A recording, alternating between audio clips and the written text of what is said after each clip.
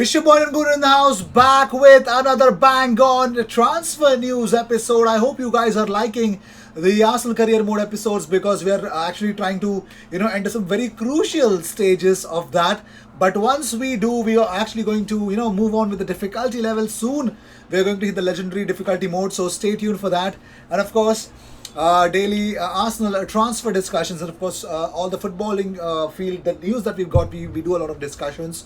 So stay tuned for that as well. Do be a part of it. We come up with these kind of things every single day. Consider subscribing and of course hit that notification bell and of course hit it always so that you get notified every single time we have to do anything on YouTube. You guys stayed up to date with that. So in this episode, we are going to share some really awesome type of content for you guys. News from literally everywhere around the world, everywhere in Google, Twitter, every single place that I could get for you guys. It's right here. So without any further ado, let's jump right into it.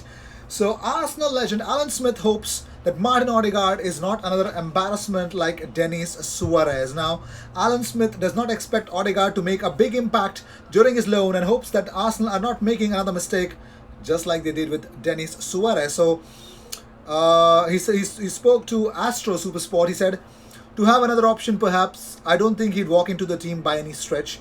He's had his problems developing at Real Madrid, and the last thing Arsenal want is to get somebody in who can't offer anything. You think back to Denis Suarez the season before last, who came to the club and physically he wasn't just ready, and then he picked up injuries. It was a bit of an embarrassment in the end, so hopefully they will do their homework on Ødegaard. He's a young player that went to Real Madrid, and so much is expected of him, and as so often happens, it doesn't quite materialize like that, but they've been looking for more creativity. Smith Rowe has provided that. They were linked to Christian Eriksen as well the other day. So it's that kind of a player that can make the difference against a deep-lying defense that's defending in numbers. He's a young player that went to Real Madrid, and so much is expected of him, and so often it doesn't quite materialize like that, but they've been looking for creativity. I wouldn't be expecting him to start many games, somebody that would just dip in and out perhaps. But Arsenal have almost got one hand tied behind their back because financially they can't throw money at it. So they've got to be fairly creative in getting these loans in. Ceballos has done well during his time at the Emirates. I think so hopefully Ødegaard could come and he's got a point to prove and he could add something to what they have got. Let's see how things will churn out, how exactly it will turn out as well. Also, Chris Wheatley has already confirmed, as reported yesterday, confirmation of Sokratis' move to Olympiacos. He was offered to Liverpool in the opening days of the transfer window, but Klopp wasn't sure if he wanted to sign a centre-back, and a great move for the 32-year-old is being tweeted by Chris Wheatley. So, all the best, Sokratis, Papa.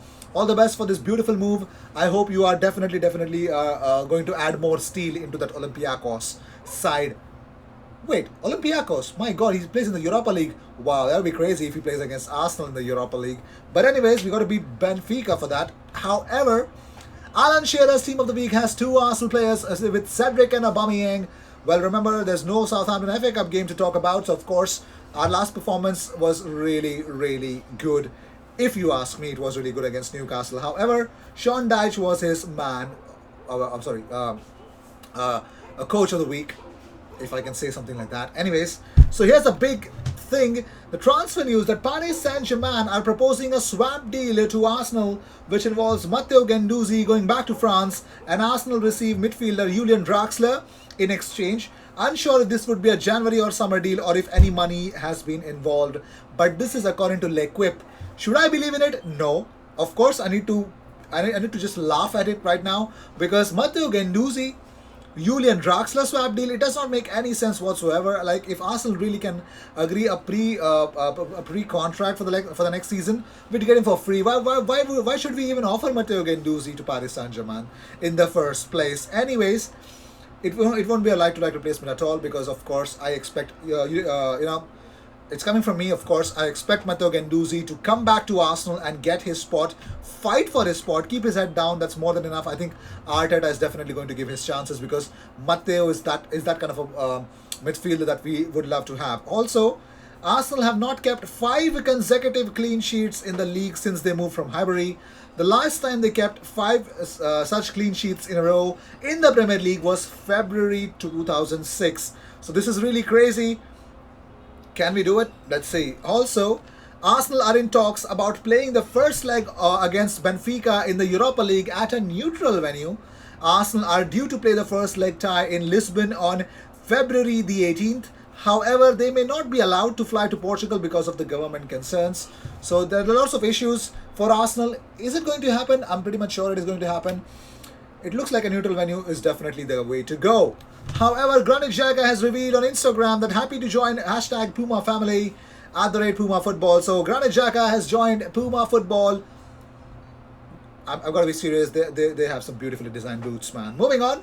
So Arsenal sees Ødegaard as a player with characteristics, according to AFC Bell, characteristics that serve the team and meet one of his needs, even if temporarily. In the event that the player adapts and brilliant and wants to continue beyond the winter period, Edu will have to persuade his Real Madrid counterpart Jose Angel Sanchez in the talks sessions that will be held after the end of the current season.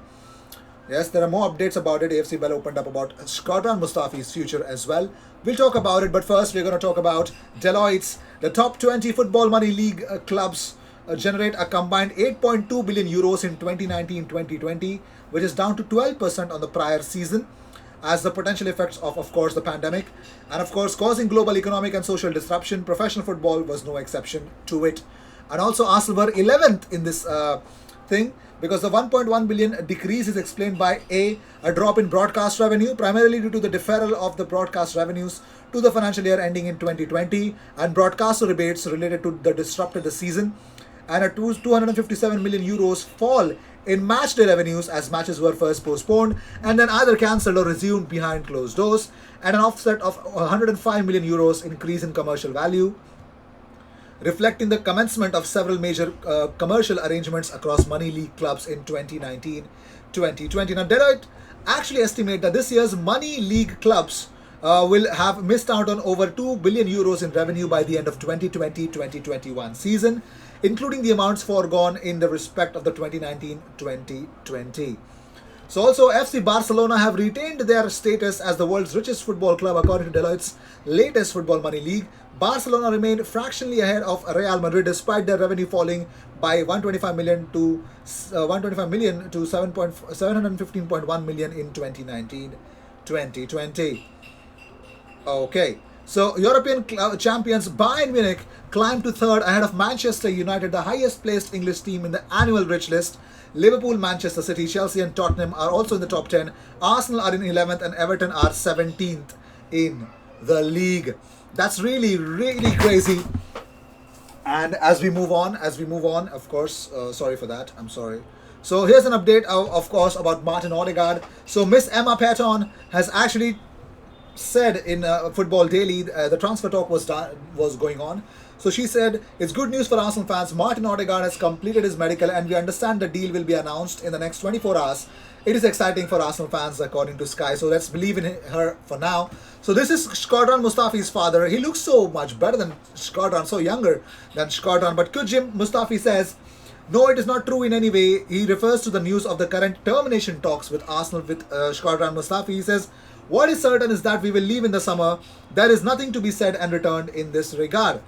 Now, he asked the player's father whether the termination of the contract was a possible option in the event that Arsenal supposedly told them not to rely on the player for the remainder of the season's dues, but Mr. Kudjim Mustafi refused to comment.